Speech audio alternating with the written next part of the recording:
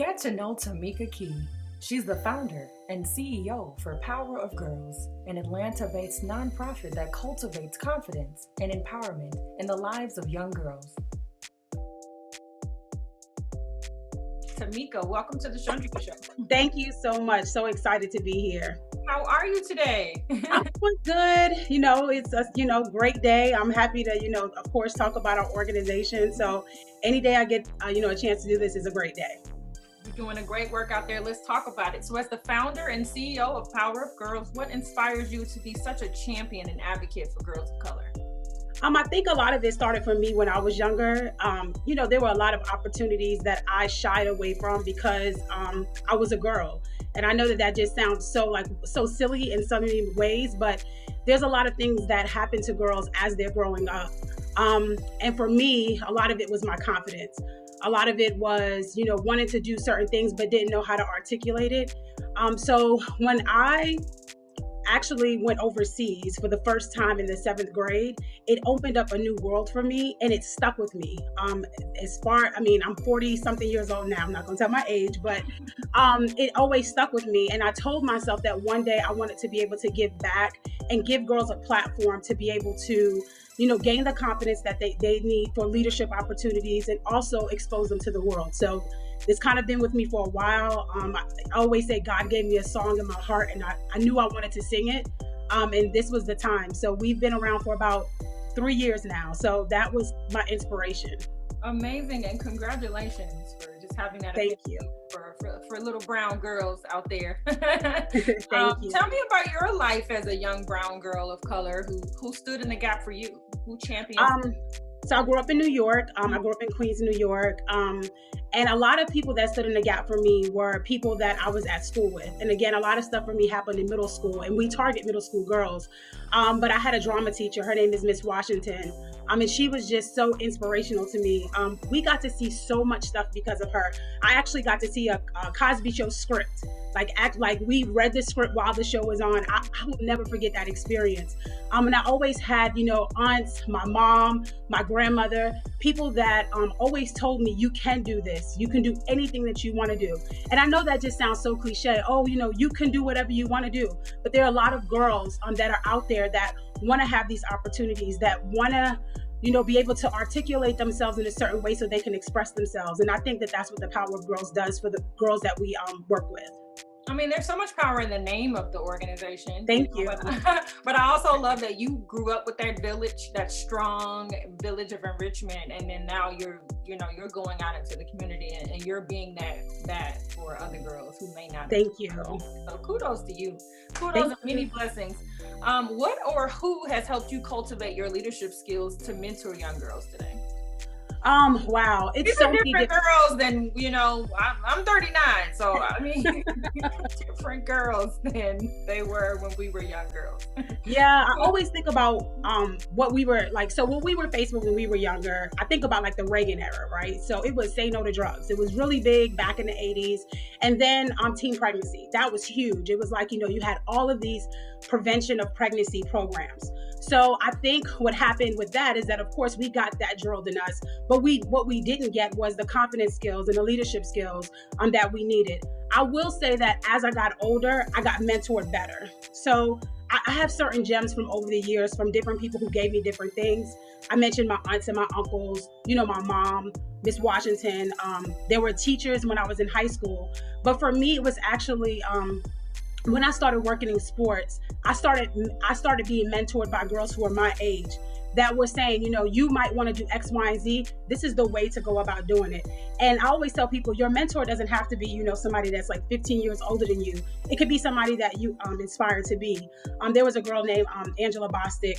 She actually works in Philadelphia now, but she's still my mentor. She's a great mentor. She always levels me out and says, what, you can do X, Y, and Z. Let me show you the different steps. Or if I make a mistake, she's there just to lean on to say, what, I made this mistake. How do I correct myself? How do I figure this out? A lot of girls, when I look at statistics, a lot of it is built through emotions. A lot of what girls feel, they're not able to regulate because they don't know how to. So that's when you have a lot of fighting. They're not exposed to certain things, so they don't know anything but what they see. And for me, I think working the way that I did, working in sports, working where I was able to travel, it really opened up my eyes. And I always said, if I can do this for somebody else, I would. Just for them to see beyond the block or beyond Georgia or Chicago or wherever they are, just to take them outside of their environment and let them know that they can grow is really important.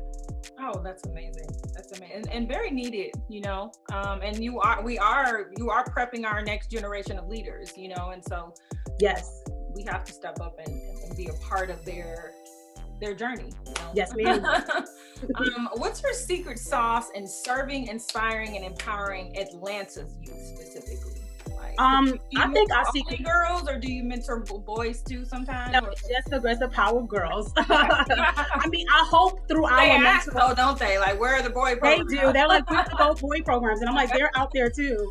There's some great ones out there. I know 100 Black Men of America in Atlanta. They have great programs for boys, but I think our secret sauce is how personable we are. So we're not a large organization. We're large because we are large in the fact that we are able to do online programming. But when we're face to face with our girls, we're able to really dive into what makes them tick. What we get with their parents and say, okay, what are some of the issues that they may be facing? And I always say it doesn't matter if this girl grew up off of MLK or grew up in Inman Park. They have different things that they're, trying to struggle with. And we're there to walk them through those different things. So I always say our secret sauce, again, is just being personable. Not being so on script. We actually had to pivot this year tremendously, of course, with the pandemic, because the girls that we have right now, I've not physically seen them. We actually did have one hike and I saw some of the girls, and we socially distanced, etc. But we had to do everything online. And I think the way that we were able to present the things that we needed to get to them online was just very unique. It's not boring. We're not just sitting there talking heads. We let them tell us what's going on. We again give them a platform to speak, because in some instances, girls don't have that. They don't have a chance to say, you know what, I'm really not feeling online school. It's like, okay, tell us about that. Let's dive into that and understand why you don't like online schooling. And also, I always talk to them about their privileges. It's really important. If you have a place to stay, a place to eat, and you are warm, you are privileged in a lot of ways. And we show them girls from across the world that don't have that privilege, that really fight to go to school. They really want an education. We went to Cambodia this year, and we learned about girls in Cambodia, and I really think that opened up their eyes. And then we also went to Haiti, and they were able to see how it's just such a privilege to get an education here in America. I love the personal assessment that you do for each of the young ladies, where you really get to know them, you give them a voice to speak, and then they, in turn, it builds trust between the two of you all. And I feel like with that trust, you are able to open up their eyes. You are able to educate them. Their hearts are open. I trust you, and now my heart is open to receive, whether that be the empowerment that you're giving me, the education that you're giving me. So kudos to you and your entire team.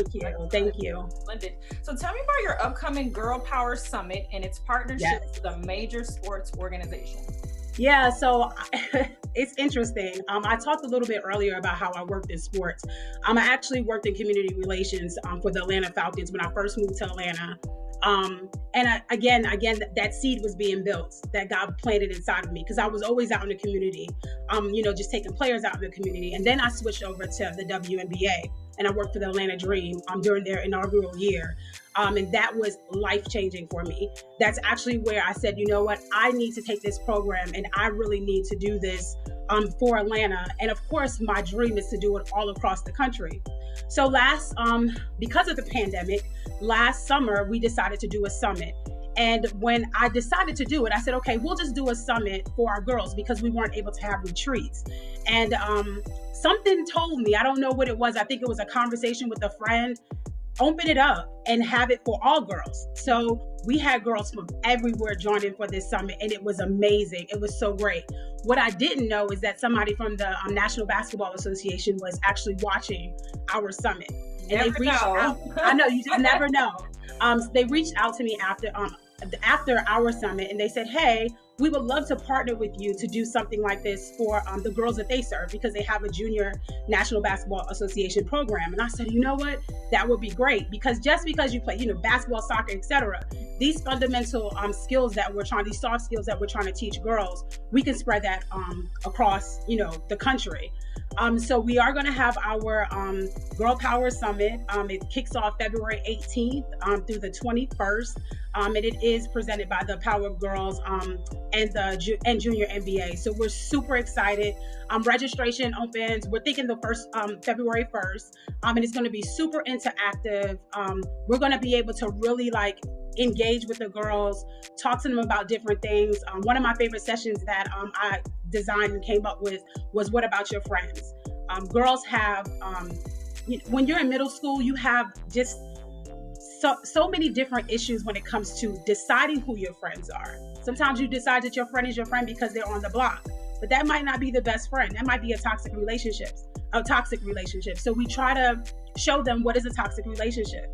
A lot of people, they wear proudly, I've been friends with this person for 20 years, but that might not be the best person for you. And then also for them to realize that maybe some of the things that they're doing in their friendships, because when I talk to our girls, that literally, they are always talking about their friends. That's it's like social media and all the different things. And why did she say that? Or why did they like X, Y, and Z? So we're going to be able to dive into that really with, again, girls across the nation about friendship. But we have other sessions, but that's my favorite one. So I'm super excited about that. I'm excited about it as well. And I love that you're, the pandemic is not stopping you from creating amazing opportunities to enrich and empower these young women. So keep up the amazing work. Thank you. You encourage people all over the world to invest into the lives of our future leaders, because you can't do it all by yourself. You can't get to every single youth across the country, and it takes more people like you with the determination, more people with the drive, and more people with the affinity to see our youth progress. So what encouraging word do you have for anyone watching to? You know what? I've sat in a lot of clubhouses where people, say, hey, I want to start a nonprofit, and they kind of get stuck because they think about the business side. You got to get a board, etc. Right? If you have a mission and there's something that you want to do, I always tell people, just do it. And it all comes together. When I first started, everything was on a piece of paper, and it was just like my dreams. I was just writing out everything. And then, of course, I surrounded myself with some amazing people to actually move things forward. And I remember when we actually went live and said, okay, we're accepting applications for the Power of Girls. I was like, whoa, we're really doing this. This is actually happening, and, developing a curriculum. I always tell people also, don't try to do everything. I am a super project manager, but at the end of the day, I like to delegate. It's hard, but I want to make sure that I'm delegating. That's true leadership, though. Yes, that is true leadership. You can't do everything, but if any type of mission, I always say, if you want to, save boys or, save the earth or whatever it is that's in your heart, just do it, because we need that. Yes, there's Girl Scouts. Yes, there's Girls Inc. Yes, there's so cool girls. There's so many amazing organizations, but they can't get to every single girl. That's why there's a Boys and Girls Clubs of America, and then there's a YMCA, and then there's Big Brother, Big Sister. Mm-hmm. Don't let, because somebody else is doing something, stop you from doing what you're doing. And if you can't do what it is that you want to do, volunteer somewhere. It may inspire you to, move things forward. But I'm just so glad that I actually moved forward with it. Because I kept saying, you know what, I should have did this in my 20s. And I was like, you know what? No, this is the time. You did it. Yes, it's supposed to do it. Yes, and it really is happening. And now, I'm just so thankful. But just go ahead and move forward with that thought, because you just never know where it will land. You might get a call from, the NBA and say, hey, we want to do X, Y, and Z with you. So I'm just super excited for the girls, really excited for them, because it's always that one thing that someone says that sticks with somebody. And if we can do that, I promise you we're successful. Fantastic work. And I'm excited. I'm glad we're following each other on social media now, so I can keep my eyes peeled for what you've got going on. So if anyone is interested in joining or supporting Power of Girls, what's the best way to connect with you? Best way, of course, is our website, www.thepowerofgirls.org. Fantastic. Everything's all in one place. Everything's there.